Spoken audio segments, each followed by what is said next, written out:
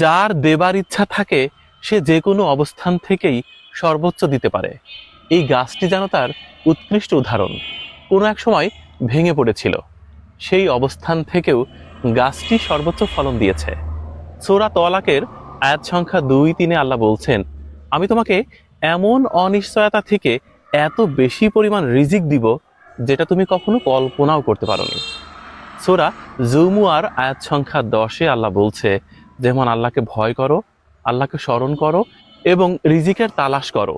সূরা আজ জারিয়াতের আয়াত সংখ্যা 22 মহান আল্লাহ বলছে যে আসমানে রিজিকের নির্ধারণ করা হয়েছে এবং সেখানে রিজিকের প্রতিশ্রুতিও দেয়া হয়েছে। সূরা হুদের আয়াত সংখ্যা 6 আল্লাহ বলছেন, জগতে বিচরণশালী এমন কোনো প্রাণী নাই যার রিজিকের নিশ্চয়তা মহান আল্লাহ দেননি।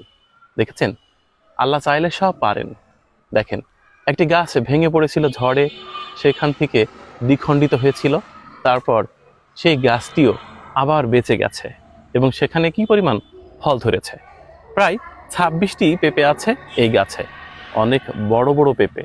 মহান আল্লাহ চাইলে সবই পারে। আসলে আমাদের মানুষের জীবনও এমন, যদি কেউ আপনার জন্য কিছু করতে চায় তাহলে সে তার অবস্থান থেকে ঠিকই করতে পারে।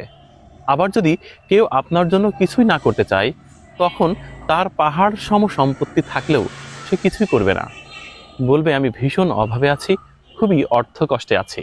অথচ দেখেন, এই গাছটি যেন জ্বলন্ত উদাহরণ। ভেঙে পড়েও আবারও ঘুরে দাঁড়িয়েছে, ফল ধরেছে। এ যেন ছোট গল্পের মতো, শেষ হয়েও হইল না শেষ। কি চমৎকার বড় বড় পেঁপে ঝুলছে দেখুন। এই জমির কৃষক সত্যিই ভাগ্যবান, এমন চমৎকার একটি গাছ তার আছে। এই গাছটির গোড়া থেকে ভালো করে লক্ষ্য করুন, ভেঙে গিয়েছিল, দ্বিখণ্ডিত হয়েছিল, তারপরও এই গাছটি তার